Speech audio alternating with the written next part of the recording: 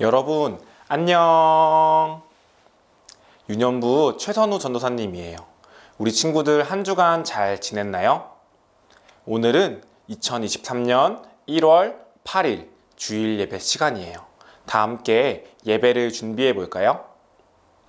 첫째, 단정한 옷을 입어요. 둘째, 바른 자세로 예배드려요. 셋째, 성경책을 준비해요. 우리 예배할 준비가 다 되었다면 신나게 율동으로 찬양하겠습니다.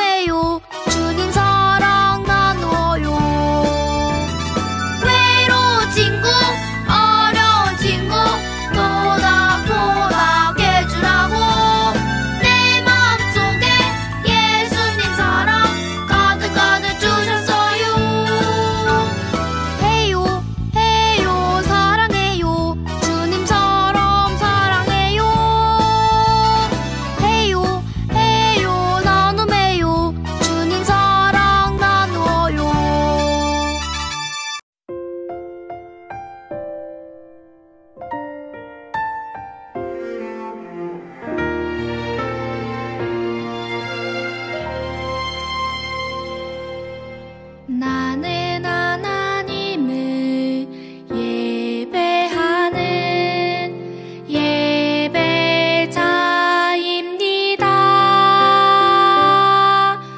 내가 서 있는 곳 어디서나 하나님을 예배합니다. 내 영혼 거룩한 은혜를 내 마음 완전한 하나님 향하여 이곳에서 바로 이 시간 하나님을 예배합니다.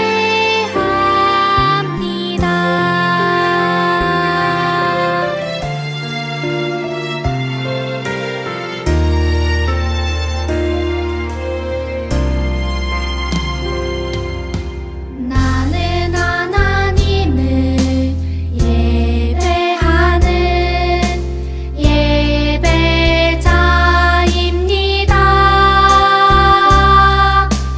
내가 서 있는 곳 어디서나 하나님을 예배합니다. 내 영혼 거룩한 은혜를 내 마음 완전한 하나님 향하여 이곳에서 바로 이 시간 하나님을 예배합니다.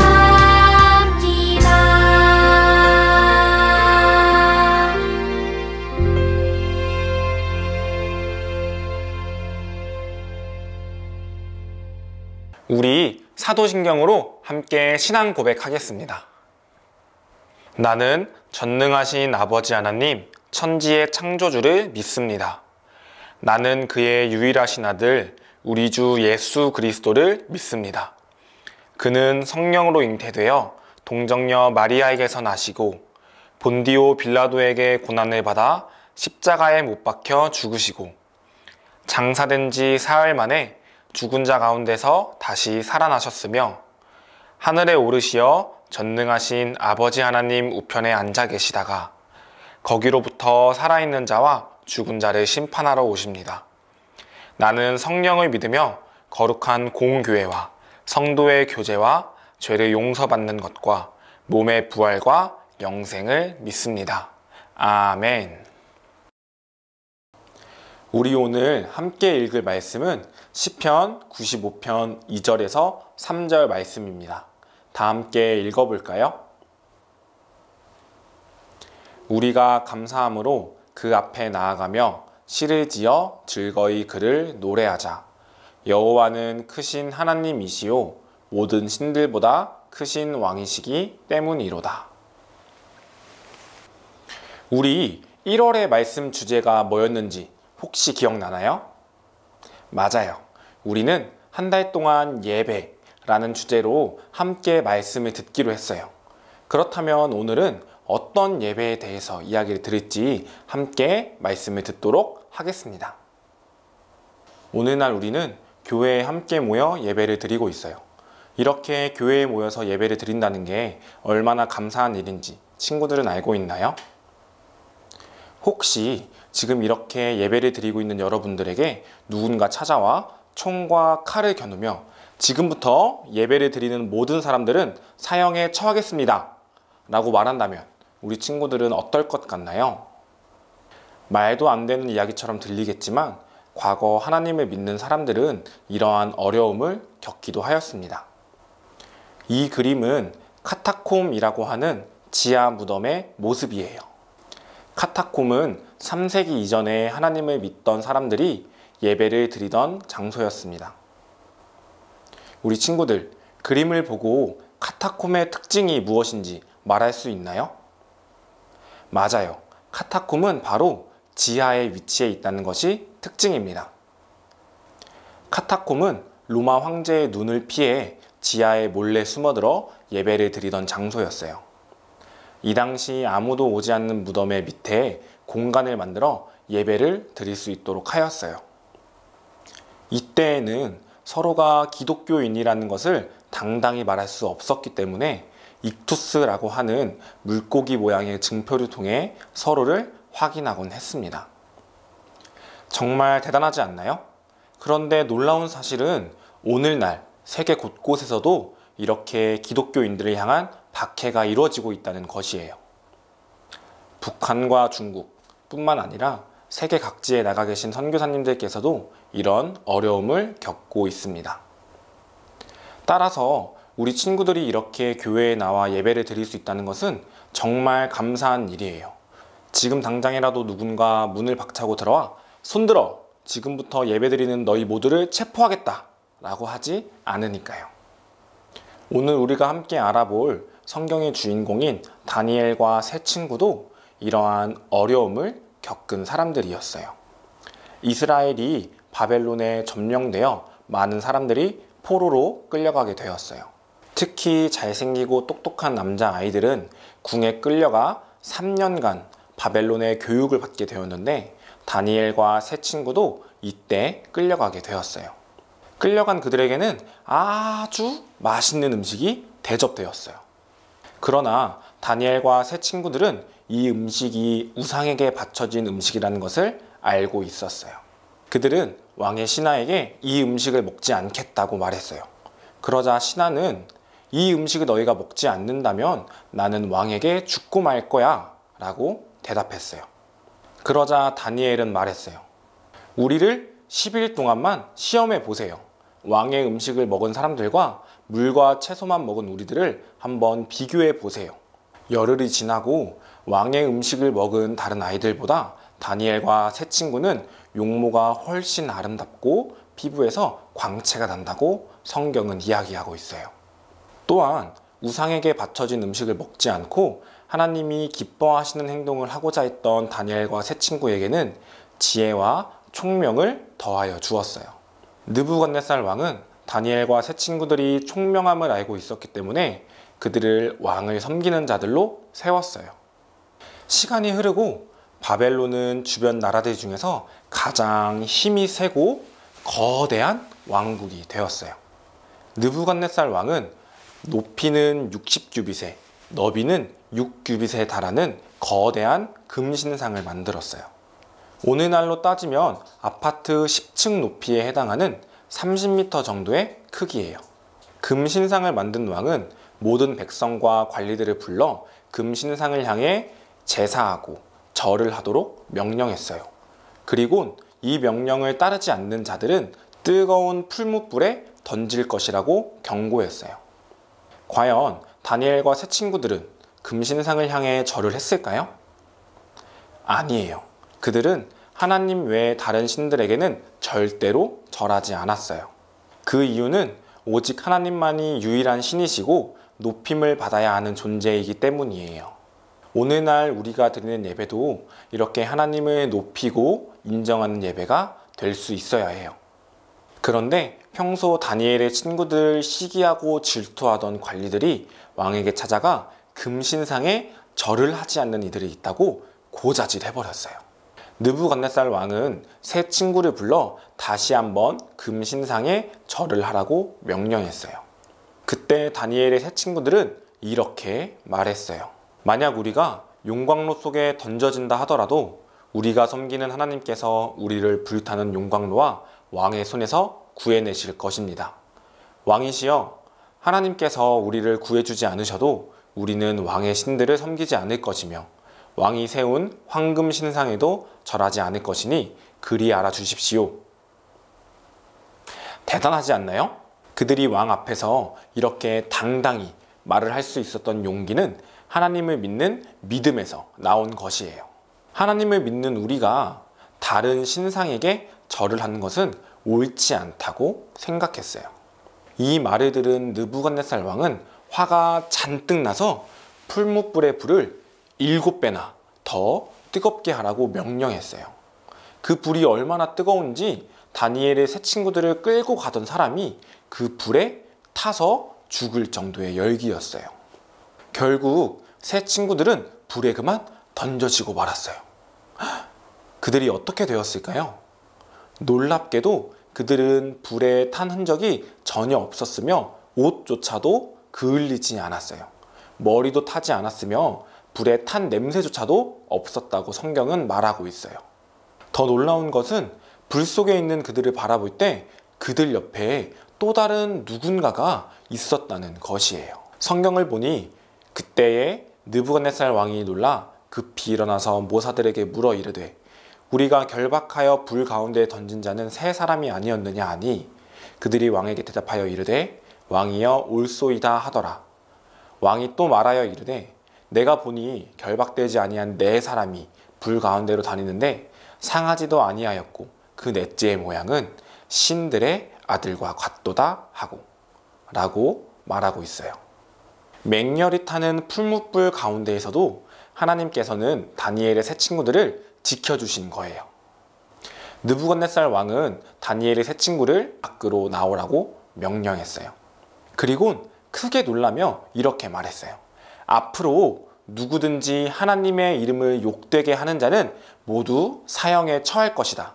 이런 놀라운 일을 할 수 있는 신은 오직 하나님밖에 없다. 오늘날 예배를 드리는 우리들에게 중국이나 북한 또는 카타콤에서 예배를 드렸던 사람들처럼의 박해나 어려움은 없을 거예요. 오늘 예배를 드리는 우리들에게 로마 시대의 카타콤에서 예배를 드리던 사람들이나 중국과 북한처럼 지하교회에서 예배를 드리는 사람들, 또 오늘 성경 속 주인공인 다니엘과 세 친구들처럼 목숨의 위험을 받는 어려움을 겪는 사람은 없을 거예요. 하지만 예배를 드리는 우리에게 수많은 유혹과 어려움들이 몰려오곤 합니다. 예배를 드리던 주일에 가족 여행이 잡혀 있거나 친구들이 놀자고 하거나 학원에서 급한 일정이 잡히는 경우가 생길 수 있어요. 그럴 때마다 우리는 어떻게 행동할 수 있을까요? 우리는 어떠한 상황에서도 하나님께 예배드릴 수 있어야 해요. 무엇보다 중요한 것은 하나님께 예배를 드리며 마음을 지키는 것이에요. 가족 여행보다, 친구와 노는 즐거움보다, 학원의 일정보다 더 중요한 것은 하나님께 예배를 드리는 것이라는 것을 기억해야 해요. 다니엘과 세 친구가 그 수많은 어려움에도 불구하고 하나님을 끝까지 예배할 수 있었던 이유는 높으신 하나님을 인정하고 찬양했기 때문입니다. 우리 친구들도 다니엘과 세 친구처럼 하나님을 높이고 인정하는 예배를 드리기를 소망해요. 그러기 위해 우리가 기억해야 할 몇 가지가 있는데 함께 알아보도록 할게요.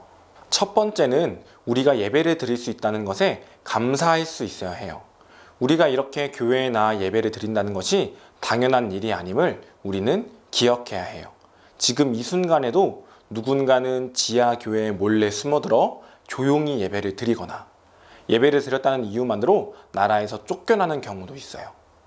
이렇게 우리가 한국에서 예배를 드릴 수 있는 것은 믿음의 선배님들께서 신앙을 지켜주셨기 때문이에요.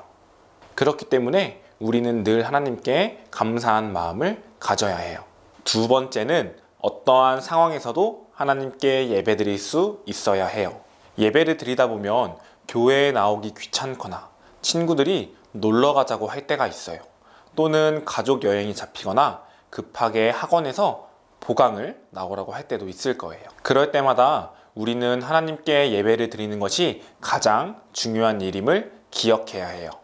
어떤 상황에서도 하나님을 높이고 인정하는 예배를 드리는 우리 행복한 유년부 친구들이 되기를 소망합니다. 세 번째는 하나님께서 지켜주심을 기억해야 해요. 하나님께서 다니엘과 세 친구를 지켜주신 것처럼 우리도 늘 돌보아 주세요. 예배를 방해하는 어려움이 내 힘으로 해결하기 어려운 문제일 때는 하나님께 간절히 기도할 수 있어요. 하나님께서는 모든 문제를 해결하실 수 있는 전지전능한 분임을 기억해야 해요. 마지막 네 번째는 다니엘의 친구들을 기억해야 해요. 우리 교회의 친구들 한번 떠올려 볼까요? 내 머릿속에 떠오른 친구들이 바로 나와 함께 믿음을 키워갈 믿음의 동역자들이에요. 내 주변에 있는 친구들과 서로 의지하고 도우며 함께 끝까지 하나님을 믿을 수 있어야 해요. 우리 빈칸에 들어갈 말이 무엇인가요? 맞아요. 예배는 하나님을 인정하고 높이는 것이에요. 우리 오늘 본문 말씀을 한번 다시 읽어볼까요? 우리가 감사함으로 그 앞에 나아가며 시를 지어 즐거이 그를 노래하자. 여호와는 크신 하나님이시오 모든 신들보다 크신 왕이시기 때문이로다. 세상의 모든 신들보다 또 세상의 그 어떤 즐거움보다 크고 높으신 하나님을 인정하는 예배를 드리는 우리 행복한 유년부 친구들이 되기를 간절히 소망합니다. 기도하겠습니다. 하나님 감사합니다. 오늘 행복한 유년부 친구들이 다니엘과 그의 친구들을 통해 하나님을 예배하는 것에 대하여 말씀을 들었습니다. 예배는 오직 하나님을 높이고 인정하는 것임을 기억하기 원합니다. 어떠한 상황에서도 하나님께 예배드리는 것을 선택하는 우리 유년부 친구들이 되기를 원해요. 감사합니다. 사랑이 많으신 예수님의 이름으로 기도드립니다. 아멘. 친구들 모두 예배 잘 드렸나요? 2월부터 2023년 어와나 캠프가 시작됩니다. 우리 친구들 재미있는 활동과 성경 말씀을 통해서 모두 하나님의 자녀로 거듭나는 시간이 되었으면 좋겠어요. 1월 한 달 동안 예배라는 주제로 하나님을 높이고 인정하는 진정한 예배를 드리는 우리 행복한 유년부 친구들이 되기를 간절히 소망합니다. 그럼 다음 주에 만나요. 안녕!